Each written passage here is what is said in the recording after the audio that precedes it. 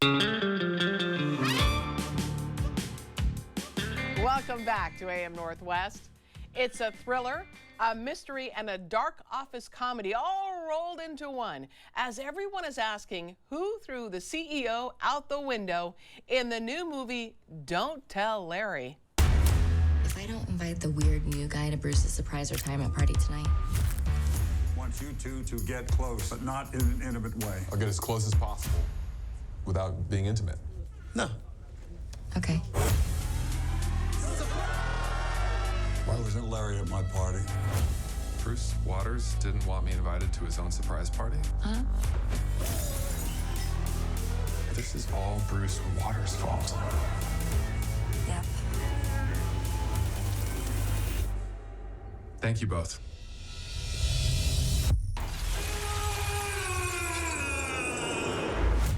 Oh my God, Bruce is dead! Larry, please tell me you didn't kill Bruce.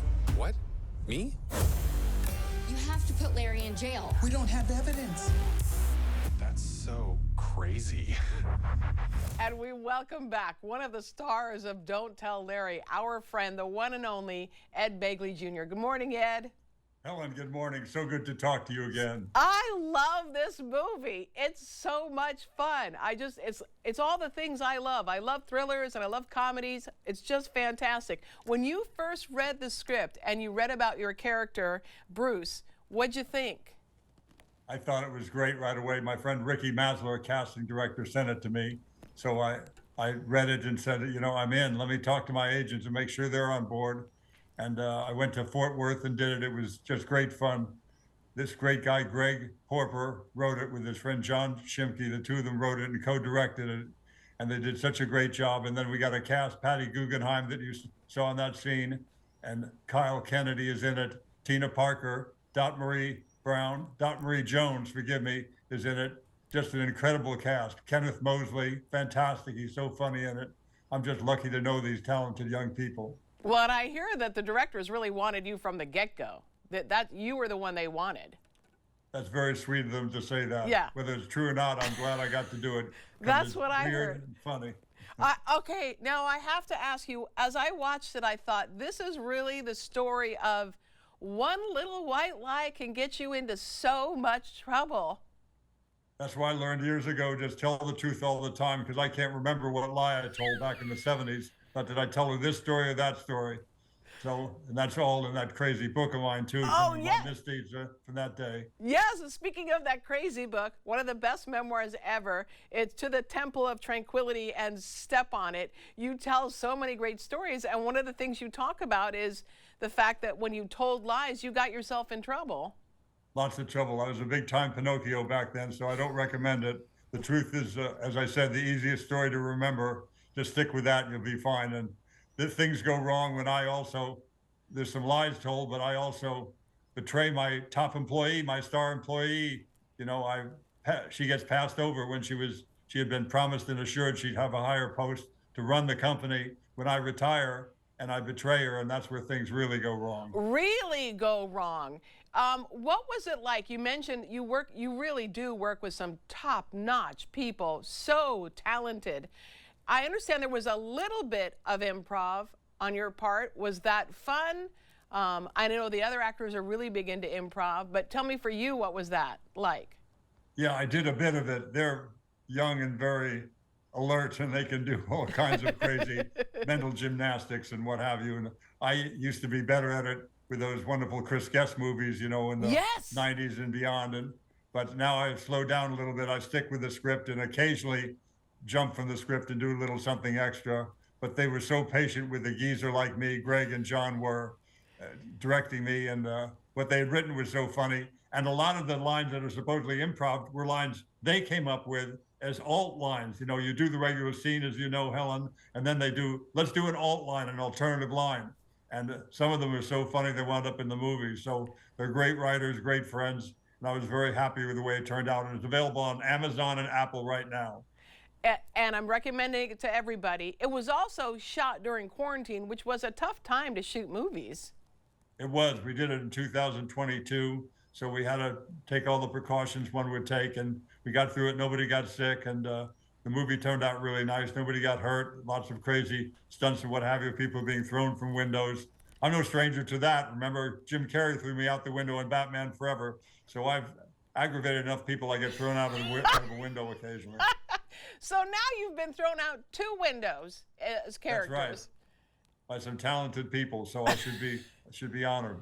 You know, you mentioned Dot Marie Jones. Jones. Dot Marie Jones, very talented. She steals the scene. She's so good. She is so good. I had never worked with her before, so I was proud to meet her and to work with her. She was fantastic. So it's a great cast. Tina Parker, who's so wonderful in Better Call Saul and in Breaking Bad. She's was Saul Goodman's receptionist. She's in it. She lives in the area where we shot there, you know, in Texas. She lives in Dallas, Fort Worth, I believe. And so we got a great cast from locally, and we got a great cast from LA. You know, Kyle Kennedy and Patty Guggenheim are no stranger to the, you know, the groundlings and to Upright Citizens Brigade and those wonderful improv groups. So we were lucky to have them in this movie, and I was lucky to be in it myself, I'll tell you. Have your kids seen it? They have, and they liked it. I got my young person seal of approval from my 3 children. That's so great. Have they, in the past, have they read scripts for you and given you their opinion on scripts? Yeah, they're much more plugged in than I am, of course, to that sort of thing. So they occasionally recommend things, and they haven't gone wrong yet. Awesome. And now I have to ask you, in the movie, your character has a cat that he favors that's always sitting under the desk. Did you get close to that cat at all? I did get close to the cat. I love cats, by the way. I think they might have had mostly stuffed cats. I don't think there was one live one, I believe, that we worked with, but it was I'm a cat lover. I've had wonderful cats. I now have a wonderful dog.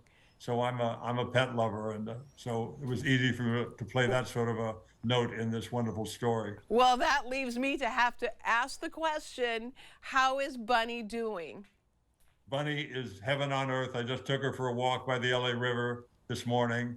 She's snuggled up right here off to my side. I'm in love with this little doggie, as you know. She's just my heart and my soul. You have been dealing with Parkinson's for years now. Has Bunny been able to kind of help you on this journey? Bunny has definitely helped me with my Parkinson's. I really believe that's one of the main reasons she was drawn to me. She came right to me. My daughter, Hayden, had rescued her from an impound lot where her car was stored. She brought her home to clean her up and put her on the internet to find the owners. And but when she saw me, she said, "Thanks, Hayden, for saving my life. Where the hell have you been? And by the way, you smell like you've got something wrong, and so I'm going to protect you." I really believe they know when people are sick, when they know another animal is injured in some way. And that's why they sit there and just guard you. Let's talk about, I understand that they're making a sequel to Spinal Tap. Is yes, that they true? are. I can't wait to see it. I haven't seen it yet, but I'm told they are, and I want to be first in line to buy a ticket. Well, but how does it feel? I mean, you died in the original Spinal Tap, right? Is there any chance that they'd kind of have you reappear in some way? I wish. I would love to come back for the sequel, but maybe they'll do a Spinal Tap 3 one day, and I'll come back, you know, as a flashback or something. But I love those guys. You know, I love the whole Spinal Tap gang, and I've worked with them many times on many different projects. So I'm just lucky to still know them, to know Rob and Chris and Harry and Michael, and just what a lineup of people. We want to tell everyone that Don't Tell Larry is rated R. It's streaming now. It's hilarious. You'll love it. And Ed, can you please give Bunny a kiss for me? I will give her a big kiss. She misses you, and I'll bring her right into studio next time I come up. I love it. All right, we'll be right back with more AM Northwest. Don't go away.